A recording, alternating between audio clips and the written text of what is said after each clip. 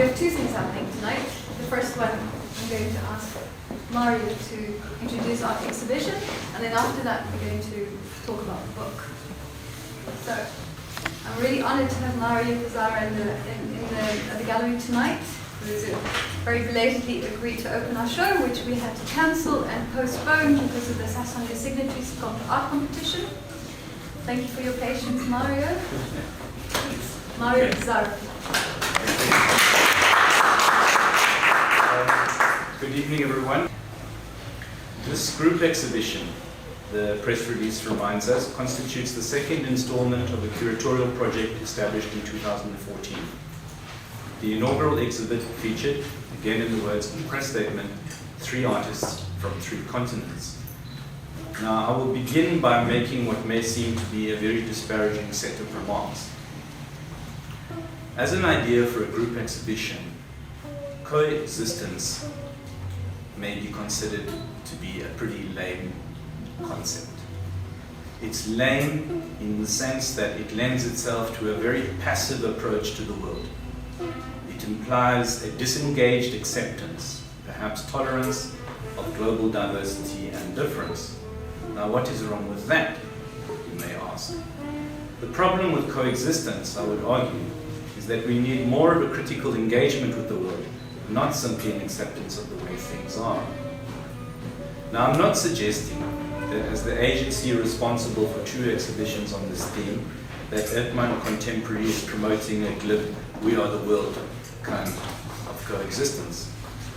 Certainly, the press release notes that the first exhibition, and I quote, commented on issues of alienation, migration, displacement, and post-colonial identity.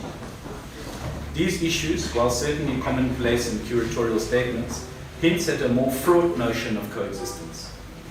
This sequel, we are told, does not only continue this dialogue, but very importantly, it has the additional focus of environmental politics and the exploration of dislocation and strife of a society in conflict with the land and the corporate structures that sustain it. When we introduce the environment into the idea of coexistence, then we begin to acknowledge the need to address what is arguably the most pressing issue of our time, that the human environment, that is the world made by humans, constitutes a threat not only to the survival of the human species, but more critically to the planet as we know it. The question as to whether we can coexist, not only among ourselves as people, but with what used to be innocently called nature, represents a very pertinent line of inquiry that makes almost everything else irrelevant.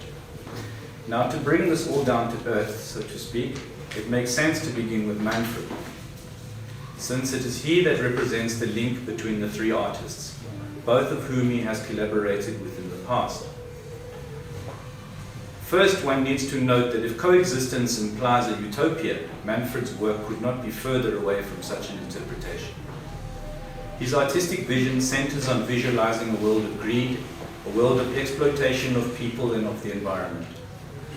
This does not mean that he is not at heart utopian, but rather that he is disturbed by the way things are. Through visualizing dystopia, he implements a very necessary strategy that is ultimately concerned with fundamental social change.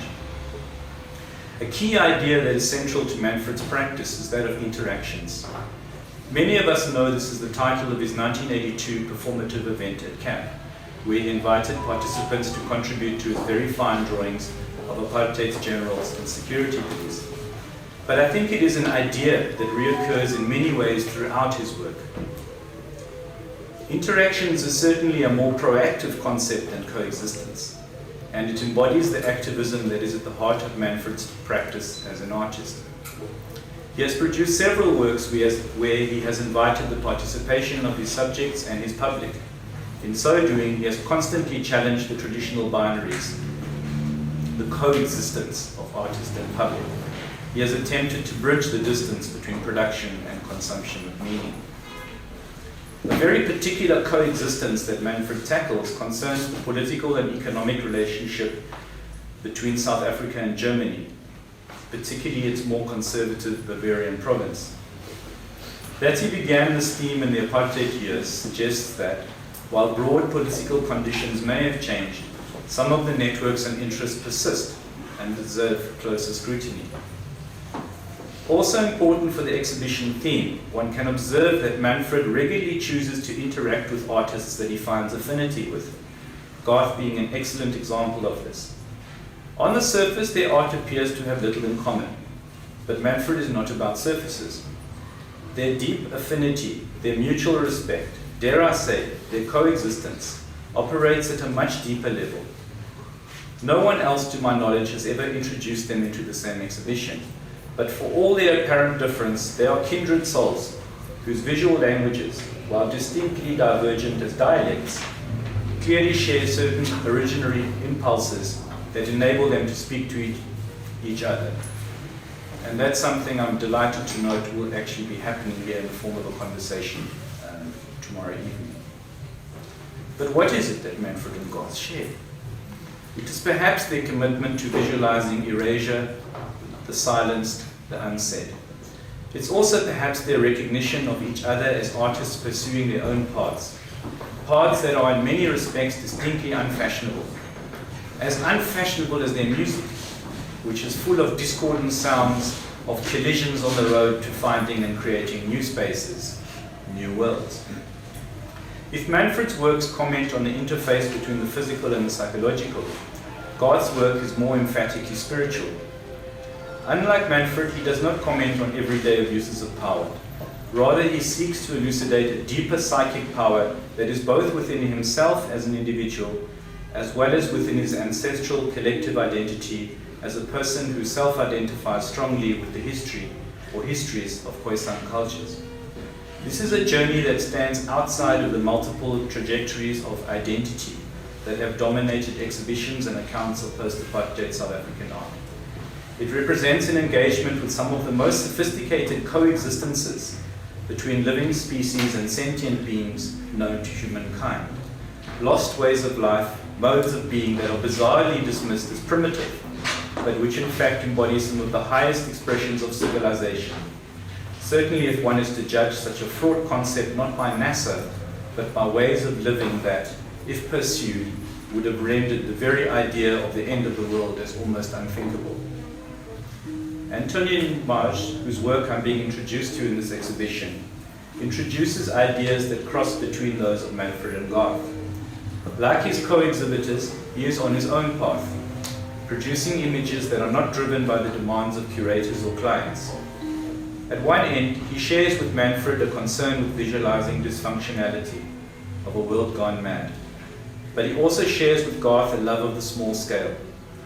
By producing small works, Antonin and Garth challenge us to reclaim the intimacy of engagement that has been largely eroded by the dominant industry standard that prescribes artists to work on a grand scale. Through producing small, deeply reflective, evocative images, they challenge us to focus our thoughts, to reconsider what constitutes a big idea. All three artists urge us to step out of a world of branding, of slogans and sound bites, and to partake in the very hard work of making sense of our worlds, and of finding ways of coexisting with dystopia, not in the passive sense I highlighted earlier, but through engaging the world with integrity, guided by the deep desire to create a truly new world order. With these dysfunctional words, I declare this exhibition open. Thank you.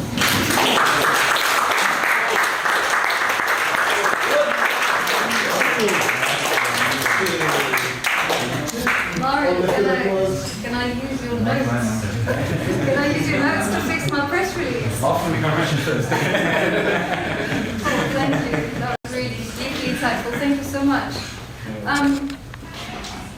Now we also want to sort of just introduce you to the book, and it's really great because I can see so many of the contributors here tonight. Manfred, do you want to say something about the book?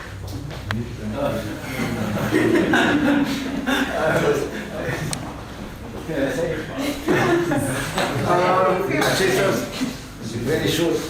2000, when did you do the drawings? 2012. 2012, I made these 120 paintings about the idea of Pasolini's film Salo. And I produced them in 6 months, these little paintings. And then we forgot about it. Actually, we never actually had an exhibition, only once. In observatory one night, on the day when my 2 daughters arrived, Amina and Wahiba, we had a birthday party, and then we showed the drawings for one night. And Aziz was playing really nice crazy music. And this was the only time I showed him, and then in Munich I showed him the artwork in a friend's gallery. And then we 2013. then we forgot about it, and then I suddenly had this idea, and I spoke to Heidi. What about making a book? With all these 100, and Heidi was totally I was screaming. She was like, that's the best idea we ever had. So we start making the book. What can I say? It's a hell of a procedure. There was a number of people involved, and she'd been asking, you maybe explain it more, because she'd been contacting so many people who've been contributing with the text. There are a number of people are here, Yeah. like Marlene is sitting here, and there's John here, and there's John Clifford, and yeah, you talk more about it.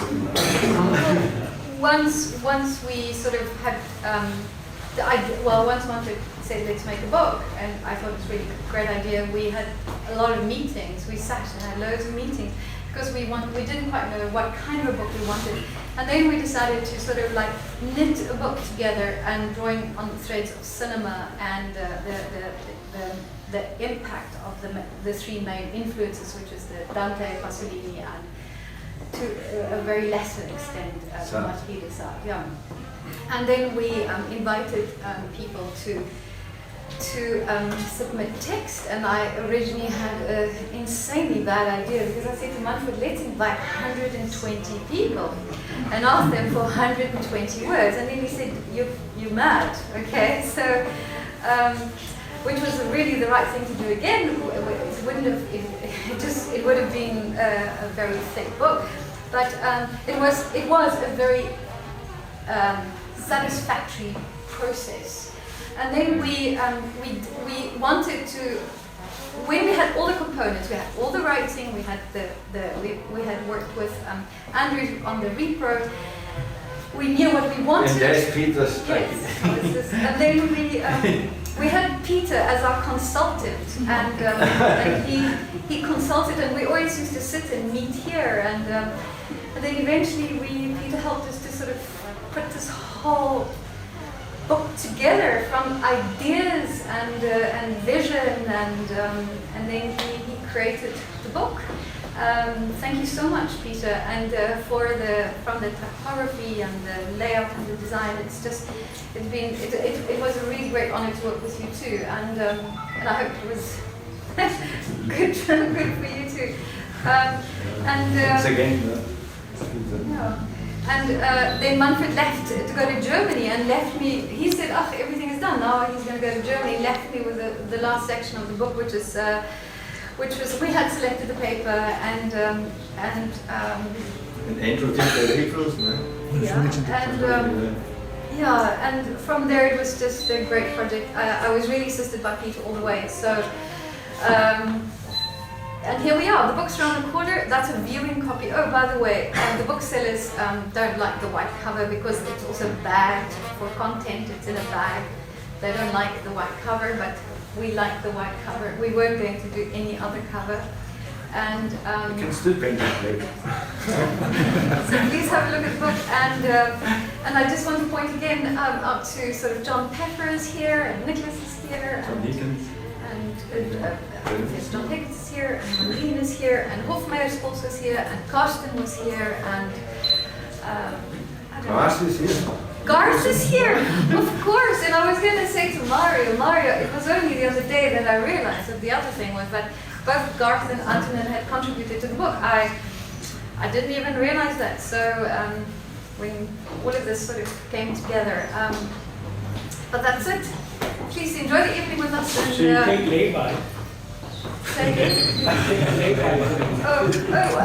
The other important thing is that the book retails for 1,500 Rand, which is an enormous amount of money, but it's a beautiful book. You won't be able to buy a print for 1,500 Rand. Now you get 120 beautiful works, and but it's because it's a launch, it's selling for 1,000 Rand tonight. So I will urge you to get your copies tonight because you can get them signed by Manfred. The books are limited editions of 350, and they are numbered. That's it. Viva Heidi.